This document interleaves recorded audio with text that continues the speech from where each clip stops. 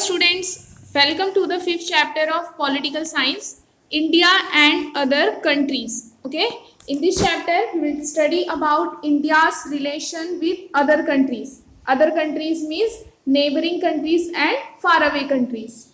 Neighboring countries like Afghanistan, Pakistan, Sri Lanka, Myanmar, Bhutan. Okay, and faraway countries means like Africa, south east Asia and European Nations. Okay, तो इस chapter में हम India का relation देखेंगे कि other countries के साथ India का रिलेशन कैसा है. Okay, so let's start the chapter.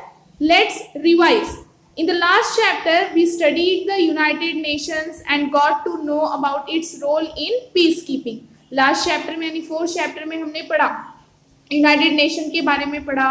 ठीक है, यूनाइटेड नेशन के पीस कीपिंग का रोल कैसा है उसके बारे में हमने समझा. Okay, next we also got to know that India has always help the United Nations in this task.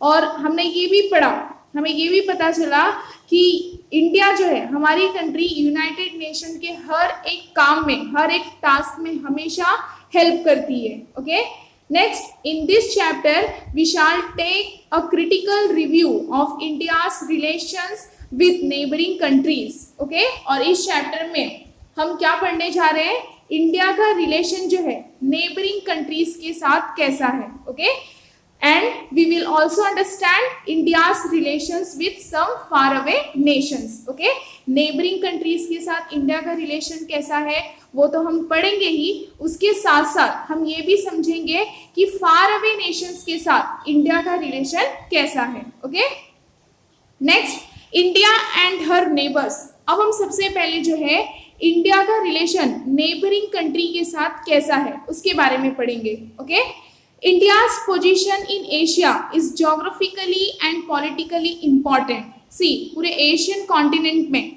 India का पोजीशन जो है ज्योग्राफिकली और पॉलिटिकली दोनों ही बहुत ही इंपॉर्टेंट है. Okay, India's position in Asia is geographically and politically important. Afghanistan, Pakistan, Sri Lanka, Bangladesh, Myanmar, Nepal, Bhutan, China, Maldives are India's neighbours. See, ये आप सभी को जो है इंडिया के नेबरिंग कंट्री का नाम दिया गया है. ठीक है, बताया गया है जैसे क्या है अफगानिस्तान, पाकिस्तान, श्रीलंका, बांग्लादेश, म्यांमार, नेपाल, भूटान, चाइना और मालदीव्स. ओके, ये कंट्रीज जो है इंडिया की नेबरिंग कंट्रीज हैं. Okay, next the values of equality and mutual respect have a great importance in India's foreign policy. हम इंडिया के फॉरेन पॉलिसी के बारे में पढ़ चुके हैं. ठीक है, इंडिया की फॉरेन पॉलिसी हमेशा क्या बताती है कि पूरे वर्ल्ड में जो है क्या रखना है, शांति रखना है. ओके, पीस स्टैब्लिश करना है. तो क्या दिया है, वैल्यूज ऑफ इक्वालिटी. अब यहाँ पे इक्वालिटी का मतलब क्या है कि इंडिया जो है हमेशा अदर कंट्रीज को इक्वल समझती है. ठीक है, next mutual respect. Mutual respect मतलब इंडिया, हमारी कंट्री हमेशा ये चाहती है कि वो जो है मीन्स अदर कंट्रीज की रिस्पेक्ट करे. Okay, values of equality and mutual respect. Values, ये दो वैल्यूज हैं जो कि इंडिया के फॉरेन पॉलिसी में इसका बहुत ही ज्यादा महत्व है. ठीक है, ग्रेट इंपॉर्टेंस है. कौन से values, values of equality and mutual respect. Values of equality का मतलब क्या कि इंडिया जो है हर एक कंट्री को इक्वल समझती है. ठीक है, और म्यूचुअल रिस्पेक्ट यानी इंडिया जो है हर एक कंट्री की रिस्पेक्ट करती है. ठीक है, next India has established relations with neighboring countries on the basis of these values. और इंडिया ने मीन्स हमारी कंट्री ने जो है इसी वैल्यूज के बेसिस पे जो है नेबरिंग कंट्रीज के साथ रिलेशन स्टैब्लिश किए हैं. ठीक है, कौन से values, values of equality and mutual respect. Okay, next India is the biggest country in the Indian सब कॉन्टिनेंट. मीन्स इंडियन सब कॉन्टिनेंट में इंडिया जो है सबसे बिगेस्ट कंट्री है. Okay, similarly India is economically and technologically more advanced. यानी सब continent में देखा जाए, सब कॉन्टिनेंट में जितने भी कंट्रीज आते हैं जैसे अफगानिस्तान, पाकिस्तान, श्रीलंका, बांग्लादेश, म्यांमार, ये सब कॉन्टिनेंट कंट्रीज हैं. ठीक है, तो इसमें से कहा गया है कि इंडिया जो है, इंडियन सब कॉन्टिनेंट कंट्रीज में से इंडिया सबसे बड़ी कंट्री है, ठीक है, बिगेस्ट कंट्री। और सिमिलरली अगर भूटान से, पाकिस्तान से कंपेयर किया जाए, ओके, श्रीलंका से कंपेयर किया जाए हमारी कंट्री को, इंडिया को, तो इंडिया इकोनॉमिकली और टेक्नोलॉजिकली मोर एडवांस्ड है। ओके, नेक्स्ट, इट इज दस natural that India has a great influence among the South Asian countries। और इसीलिए जो है नेचुरल है, ये फैक्ट है कि इंडिया जो है मीन्स साउथ एशियन कंट्रीज जितने भी हैं उनके बीच में इंडिया का बहुत ज़्यादा ही प्रभाव है। ओके, इन्फ्लुएंस मतलब क्या होगा, प्रभाव पड़ना। ओके, सो इट इज दस natural that India has a great influence among the south Asian countries. Okay, आपको मैप दिया गया है, वो मैप में आप देख सकते हैं अफगानिस्तान, पाकिस्तान, ठीक है, नीचे साउथ की तरफ श्रीलंका, ओके, ईस्ट में म्यांमार, ये सब क्या है, इंडिया के neighbouring countries. Okay, next, India and Pakistan. अब हम देखेंगे कि इंडिया और पाकिस्तान ये दो कंट्री के बीच में रिलेशन कैसा है। ठीक है, आप सभी जानते हैं कि इंडिया और पाकिस्तान के बीच में रिलेशन जो है अब तक अच्छा नहीं है। ठीक है, स्टार्टिंग से जो जब से कंट्री जो है हमारी कंट्री आज़ाद हुई 1947 से ही, तब से जो है इंडिया और पाकिस्तान के बीच में कॉन्फ्लिक्ट चला आ रहा है। Okay, so in 1947 India was partitioned and two independent countries, India and Pakistan, were created. See, 1947 को जब हमारा देश आज़ाद हुआ था तो उसमें जो है इंडिया का पार्टीशन हुआ, ठीक है, इंडिया का बंटवारा हुआ और उसमें से दो इंडिपेंडेंट कंट्रीज क्रिएट हुए। कौन से? इंडिया, एक इंडिया और दूसरा Pakistan. Okay, next, India Pakistan. Indo Pak relations are influenced by three main factors. अब हम देखेंगे कि इंडिया और पाकिस्तान का जो रिलेशन है वो किस बेसिस पे है। ठीक है, उसके थ्री मेन फैक्टर्स हैं। फर्स्ट है differences in the world views of both the countries. Differences मतलब क्या होगा कि अलग अलग कि देखने का नजरिया, मीन्स वर्ल्ड व्यूज दोनों कंट्री का। इंडिया का वर्ल्ड व्यू जो है अदर कंट्री को देखने का नजरिया अलग है और पाकिस्तान का अलग है। अभी हमने पढ़ा कि इंडिया जो है, इंडिया ने, हमारी कंट्री ने ये दो वैल्यूज के बेसिस पे अदर कंट्री से रिलेशन जो है स्टैब्लिश किया है। कौन सा वैल्यू? वैल्यू ऑफ इक्वालिटी और म्यूचुअल रिस्पेक्ट। जबकि पाकिस्तान का ऐसा नहीं है, इसलिए कहा गया है कि differences in the world views of both the countries. Means India को फर्क पड़ता है, इंडिया जो है दो वैल्यूज के बेसिस पे ही अदर कंट्रीज से जो है रिलेशन रखा है, पर पाकिस्तान को इससे कोई फर्क नहीं पड़ता। ठीक है, नेक्स्ट, द कश्मीर क्वेश्चन। ठीक है, इंडो पाकिस्तान का रिलेशन जो है, सेकेंड फैक्टर क्या है? Kashmir question. Means Kashmir issue को लेके दोनों कंट्रीज के बीच में हमेशा कॉन्फ्लिक्ट होता रहता है। ओके, थर्ड वन है न्यूक्लियर राइवलरी। राइवलरी का मतलब क्या होता है? कंपटीशन। न्यूक्लियर राइवलरी मीन्स दोनों जो है न्यूक्लियर वेपन्स यूज करते हैं। ठीक है, तो उसको क्या कहा गया है? न्यूक्लियर राइवलरी, यानी कंपटीशन। दोनों के बीच में जो है कंपटीशन है, दोनों जो है न्यूक्लियर वेपन्स यूज करते हैं। ठीक है, लेकिन हमारी कंट्री जो है सबसे पहले जो है वेपन्स, न्यूक्लियर वेपन्स यूज नहीं करती। हाँ, अगर दूसरी कंट्री हमारे कंट्री के ऊपर अटैक करती है तब जाके जो है हमारी कंट्री उन पे भी न्यूक्लियर वेपन्स यूज करती है। ठीक है, तो ये तीन फैक्टर्स है जिसपे इंडो पाक रिलेशन जो है डिपेंड है। ठीक है, फर्स्ट क्या है? Differences in the world views of both the countries. Second one, Kashmir question. Third one, nuclear rivalry between the two countries. Okay, next, India and Pakistan have totally different world views. India और पाकिस्तान का जो है totally जो है world views अलग है। ठीक है, डिफरेंट है। In line with the Indian world view, India opposed the military alliances of the Cold War and tried to solve the Indo-Pak conflict bilaterally. See, India के फॉरेन पॉलिसी क्या बताती है कि हमेशा जो है वर्ल्ड में क्या क्रिएट करना है, क्या स्टैब्लिश करना है? पीस। ठीक है, लेकिन वही अगर देखा जाए तो पाकिस्तान ऐसा नहीं करती। इसलिए कहा गया है कि अगर वर्ल्ड व्यूज देखा जाए तो इंडिया और पाकिस्तान का टोटली डिफरेंट है। वर्ल्ड व्यू जो है इंडिया का अलग है और पाकिस्तान का अलग है। और सेम लाइन में कहा गया है, अगर इंडियन वर्ल्ड व्यू को देखा जाए तो जब कोल्ड वॉर हुआ था, कोल्ड वॉर हम पढ़ चुके हैं, कोल्ड वॉर के टाइम पे क्या हुआ था कि दो कंट्री जो है मींस बायलैटरल हुई थी, ठीक है।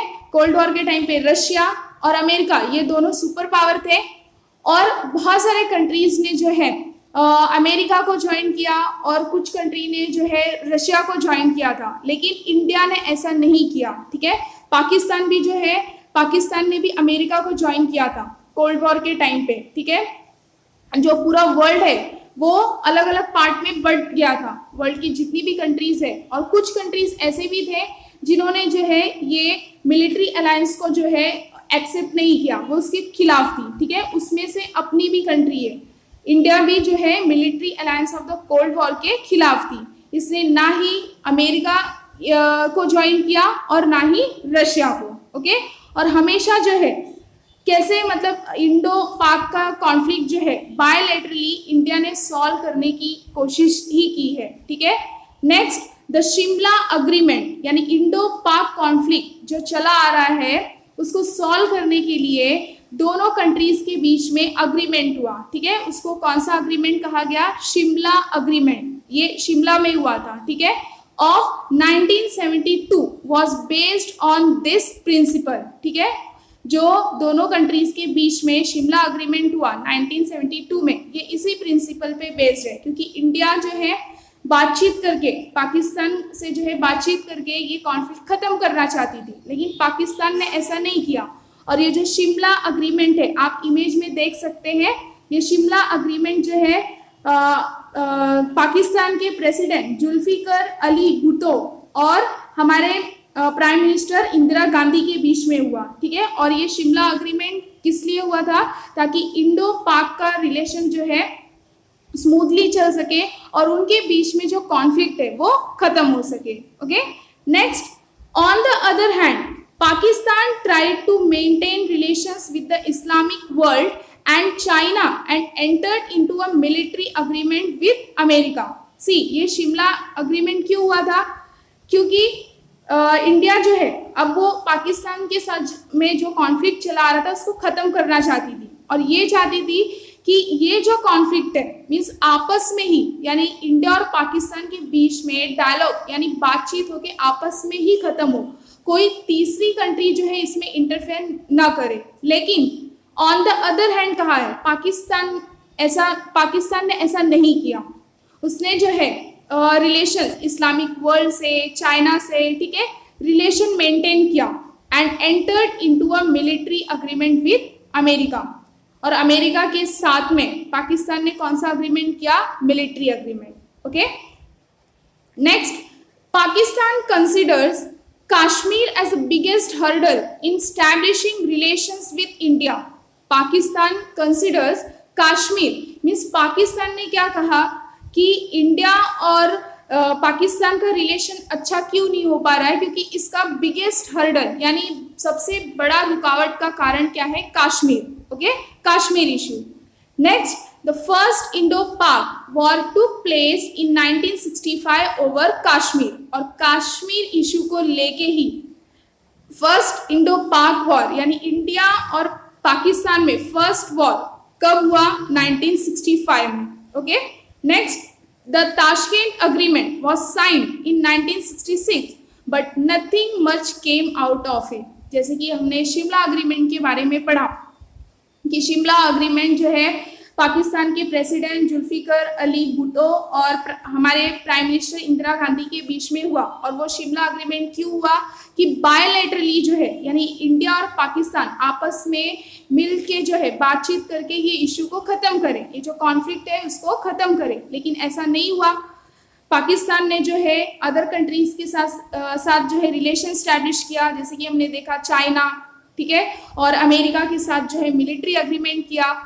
उसके बाद में कहा गया है कि फर्स्ट इंडो पाक वॉर जो है हुआ 1965 में कश्मीर इशू को लेके, और फिर से इसको शांत कराने के लिए, ये कॉन्फ्लिक्ट खत्म करने के लिए ताशकेंट अग्रीमेंट हुआ दोनों के बीच में, दोनों कंट्री के बीच में ताशकेंट अग्रीमेंट साइन किया गया। कब? 1966 में। But nothing much came out of it, लेकिन इससे भी कोई भी फायदा नहीं हुआ। मतलब इंडिया ने जो सोचा था कि ये अग्रीमेंट साइन करके जो है कॉन्फ्लिक्ट जो दोनों के बीच में है, दोनों कंट्रीज के बीच में है, उसको खत्म किया जाए, पर इससे भी कुछ भी मतलब हासिल नहीं हुआ। ठीक है, ताशकेंट अग्रीमेंट ये साइन हुआ था पाकिस्तान के प्रेसिडेंट मोहम्मद आयूब, ओके, और प्राइम मिनिस्टर लाल बहादुर शास्त्री के बीच में। Okay, next, even though the 1971 war was about the creation of Bangladesh and it also had the dimension of the Kashmir problem to it. See, और इसके बावजूद जो है ताशकेंट अग्रीमेंट साइन हुआ दोनों के बीच में, लेकिन उससे कुछ हासिल नहीं हुआ और वापस से 1971 में दोनों के बीच में वॉर हुआ। ठीक है, और उसके वजह से एक अलग कंट्री जो है क्रिएट हुई, बांग्लादेश। फिर भी वो 1971 में जो वॉर हुआ दोनों कंट्रीज के बीच में, इंडिया और पाकिस्तान के बीच में, तो उसमें भी जो है कौन सा इशू सामने आया? कश्मीर का। Okay, Kashmir problem. Next, the Shimla agreement in 1972 provided a new format to the interaction between India and Pakistan. और जब 1972 में शिमला अग्रीमेंट हुआ तो इंडिया और पाकिस्तान के बीच में इंटरेक्शन के लिए ये एक न्यू फॉर्मेट प्रोवाइड हुआ, क्योंकि शिमला अग्रीमेंट हम पढ़ चुके, वो किस लिए हुआ था? इस कॉन्फ्लिक्ट को खत्म करने के लिए, बायलैटरली। ठीक है, next, in 1999 there was a conflict between India and Pakistan over the infiltration by Pakistan in the Kargil region. See, ये आपको इमेज दिया गया है कारगिल रीजन का। ठीक है, तो ये कारगिल रीजन जो है जम्मू एंड कश्मीर में है। ठीक है, बहुत ही ऊंचाई पे है और कहा गया है कि कारगिल रीजन में जो है पाकिस्तान से कुछ इन्फिल्ट्रेशन का मतलब कि जबरदस्ती कोई रीजन में घुस आना, ठीक है, बिना बताए, उसको क्या कहा जाएगा? इन्फिल्ट्रेशन। और हिंदी में अगर कहेंगे तो घुसपैठ, यानी जबरदस्ती हम किसी कंट्री में घुस जाते हैं, ठीक है, बिना बताए, या फिर तो उसको इन्फिल्ट्रेशन कहा जाएगा। तो कारगिल रीजन पे जो है इंडिया और पाकिस्तान का कॉन्फ्लिक्ट हुआ। ठीक है, किसके वजह से? इन्फिल्ट्रेशन की वजह से। और ये कॉन्फ्लिक्ट जो है कौन से ईयर में हुआ? 1999। Okay, next, even today the Kashmir question is the basic cause of conflict between the two countries। और आज भी जो है इंडिया और पाकिस्तान के बीच में कॉन्फ्लिक्ट क्यों हो रहा है, उसका बेसिक कॉज क्या है? बेसिक कारण सिर्फ और सिर्फ Kashmir. Okay, Kashmir question. Next, the nature of the conflict has changed and this new type of conflict can be described as terrorism. लेकिन आज जो है भले ही कहा गया है कि दोनों कंट्री के बीच में जो कॉन्फ्लिक्ट हो रहा है उसका बेसिक कॉज कश्मीर है, मींस बेसिक रीजन, कारण क्या है? कश्मीर। लेकिन इस कॉन्फ्लिक्ट का नेचर अब चेंज हो चुका है और इस कॉन्फ्लिक्ट ने जो है एक नया रूप लिया है। ठीक है, न्यू टाइप ऑफ कॉन्फ्लिक्ट, उसको क्या डिस्क्राइब किया गया है? टेररिज्म। जब देखो तब आप सुनते ही है कि इंडिया में जो है टेररिस्ट ने अटैक कर दिया। ठीक है, तो और ये कौन आते हैं? मीन्स पाकिस्तान से ही आते हैं। इसलिए कहा गया है कि कॉन्फ्लिक्ट का नेचर अब चेंज हो चुका है और न्यू टाइप ऑफ कॉन्फ्लिक्ट, यानी उसने कॉन्फ्लिक्ट ने एक नया रूप लिया है। कौन सा रूप? टेररिज्म का। Okay, next, both India and Pakistan conducted nuclear test in 1998 and that gave rise to new concerns in this region. Okay, means both, दोनों कंट्री ने, इंडिया और पाकिस्तान दोनों कंट्री ने 1998 को जो है न्यूक्लियर टेस्ट कंडक्ट किया। ठीक है, next, many countries feel that these two nations should not get locked in nuclear conflict. और जब दोनों कंट्री ने 1998 में जो है न्यूक्लियर टेस्ट कंडक्ट किया तो उसके लिए जो है बहुत सारे कंट्रीज को ये फील हुआ कि कहीं ये दो कंट्री जो है दोनों कंट्रीज यानी इंडिया और पाकिस्तान न्यूक्लियर कॉन्फ्लिक्ट में लॉक होके ना रह जाए, यानी दोनों जो है अपना न्यूक्लियर वेपन्स यूज करके जो है इंडिया जो है न्यूक्लियर वेपन यूज करके जो है पाकिस्तान पे अटैक करे और पाकिस्तान जो है वो इंडिया पे। तो इससे क्या होगा, सिर्फ दो कंट्रीज को ही नुकसान नहीं पहुंचेगा, उसका इफेक्ट जो है वर्ल्ड के बाकी कंट्रीज पे भी पड़ेगा। ठीक है, इसलिए जो है one more issue in Indo Pak relations is the border dispute in Sir Creek area. Okay. और दूसरा इशू जो है इंडो पाक रिलेशन का, वो किसकी वजह से है? Border dispute in Sir Creek area. Okay, sir creek, creek मतलब क्या होगा? खाड़ी। ये आप इमेज देख सकते हैं, वाटर वॉर, ठीक है। फर्स्ट इमेज में पाकिस्तान का और मैप दिया गया है, वहां पे आप सभी ये देख सकते हैं, ये सर क्रीक एरिया, ओके। और यहाँ पे ये वाटर वॉर लिखा है, ठीक है। और ये जो आप देख रहे हैं, ये बॉर्डर ये इंडिया के अंदर आता है, तो और ये जो है ये पाकिस्तान, ठीक है। तो ये सर क्रीक एरिया है, यहाँ पे वाटर भी एक इशू तो है वाटर को लेके, जो दोनों के बीच में कॉन्फ्लिक्ट हो रहा है, ठीक है, सर क्रीक एरिया को लेके बॉर्डर डिस्प्यूट। और दूसरा क्या है कि यहाँ पे जो है नेचुरल गैस और ऑयल का जो है बहुत ज्यादा रिजर्व है, इसलिए पाकिस्तान जो है इस बॉर्डर को क्लेम कर रही है कि यहाँ तक जो है उसका बॉर्डर आता है, और इंडिया जो है यहाँ तक क्लेम कर रही है कि उसका बॉर्डर यहाँ तक आता है, ठीक है। और इसके वजह से मीन्स दोनों कंट्रीज के बीच में बॉर्डर डिस्प्यूट चल रहा है, कहाँ पे? सर क्रीक एरिया में, ठीक है। Next, both the countries have made efforts to establish a dialogue with each other. Both countries have made efforts to establish a dialogue with each other, but considering the way in which Pakistan is supporting terrorists against India and is engineering terrorist activities in India, all efforts at establishing dialogue are proving to be unsuccessful. See, दोनों countries जो है effort कर रही है कि आपस में बातचीत करके, डायलॉग मतलब क्या होगा? बातचीत करके जो है प्रॉब्लम को सॉल्व किया जाए। लेकिन अगर पाकिस्तान को देखा जाए, पाकिस्तान को कंसिडर किया जाए, तो जिस तरह से वो इंडिया के खिलाफ जो है टेररिस्ट को सपोर्ट कर रही है और टेररिस्ट एक्टिविटीज इंडिया में करा रही है, ठीक है, तो ये जितना भी एफर्ट्स है दोनों कंट्रीज के बीच में डायलॉग स्टैब्लिश करने का, जितना भी एफर्ट्स है, वो क्या साबित हो रहा है? अनसक्सेसफुल। ओके, भले ही दोनों कंट्री जो है एफर्ट कर रहे हैं आपस में बातचीत करके इश्यू को सॉल्व किया जाए, कॉन्फ्लिक्ट को खत्म किया जाए, लेकिन ऐसा सिर्फ और सिर्फ देखा जाए तो सही मायने में इंडिया ही चाह रही है। पर पाकिस्तान की अगर जो सोच है, पाकिस्तान को अगर कंसिडर किया जाए, जो उसकी थिंकिंग है, तो वो जिस तरह से इंडिया के खिलाफ टेररिस्ट को सपोर्ट कर रही है, इंडिया में जब देखो तब टेररिस्ट एक्टिविटीज करा रही है, तो ये जितना भी एफर्ट्स है कि डायलॉग स्टैब्लिश करने का कंट्रीज के बीच में, ये क्या साबित हो रहा है? Unsuccessful. Okay, hope you understood this part. In the next part, we'll discuss about India's relation with China. Okay, thank you for watching this video.